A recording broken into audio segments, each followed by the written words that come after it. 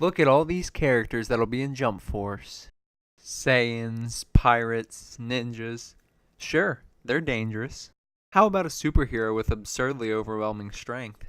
That's right, everyone. I'm Shawnthebro, and I'm about to tell you why Saitama from One Punch Man should be your main and should be in Jump Force when the game comes out on February 15th, 2019.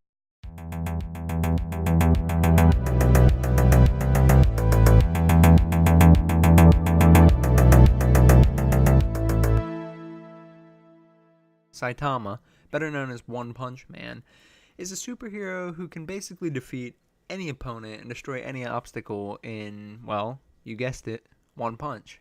Supposedly, he obtained this power by doing a training routine every day for 18 months. His training consisted of 100 push-ups, 100 sit-ups, 100 squats, and a 10-kilometer run. Now, despite the fact that doing this in real life for about 3 decades would not even give you enough speed to leap after images of yourself while you jump, let alone punch through a meteor plummeting toward Earth that is rated a 9 on the Torino scale, we're going to choose to believe him for the sake of this video. Okay, viewer, I know what you're thinking. You're about to type in the comments, Sean, why would you ever want a character that can instant kill their opponent in a game all about fair fights? Well, to that I ask, why wouldn't I? Sure, it's unfair and it's super hacky, but to those complaints I say, get good. Okay, all jokes aside, there are some valid arguments here. People simply don't want Saitama being added to Jump Force because he's too powerful. That seems to make sense, but let's take a look at the arguments and see why he would make an excellent addition to the Jump Force roster. Now, the biggest argument against his inclusion is simply that he's too powerful. It's what we already talked about. It would make the game unenjoyable and unbalanced. From a logical and canon standpoint, sure, this argument makes sense. I mean, Saitama's power is supposed to be literally infinite.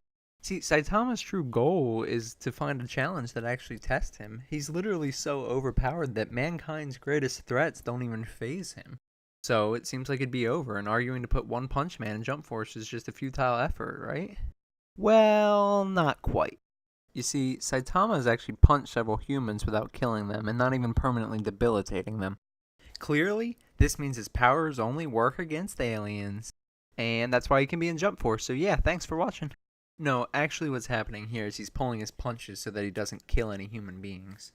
That's because he has one truly inhuman feature, holding back. I know. Crazy, right?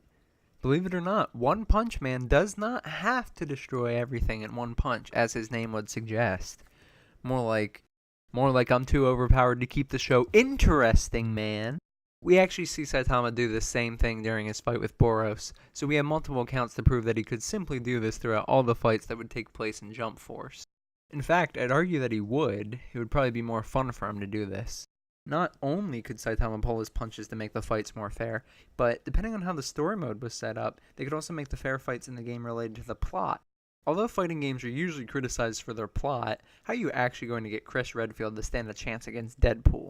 Fighting games have even done the same idea before, such as in Street Fighter Cross Tekken when they used Pandora's Box to make players stronger, and in theory, weaker characters would be strong enough to take out the competition. Who knows? It's a video game. Maybe these characters are in some sort of alternate universe where they all have equal strength. What I'm getting at here is that Saitama's strength is not actually the reason that he would be excluded from this game. The developers can do whatever they want with it. Quite frankly, Spike Chunsoft, and apologize if I'm saying that wrong, just put Saitama in the game and make sure it is known that he is the biggest handicap in existence. Don't even lessen his power. He'll just be like GoldenEye's odd job. Completely unfair, and if you're the friend that uses him, you're a While we're on the topic of making a character with a huge handicap, just go ahead and add One Punch Man's speed and defense, considering his health bar is humongous. I mean, geez, the only thing that can take more punishment than Saitama is a YouTuber when you write those bad comments on their video. Thanks for watching my video about why Saitama should be in Jump Force. I'm just saying, any character whose default punch will win both rounds of a fight is the character I'll be maining.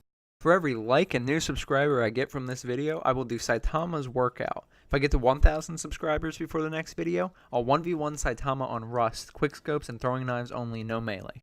I'm Shawnthebro, and I'll see you next episode.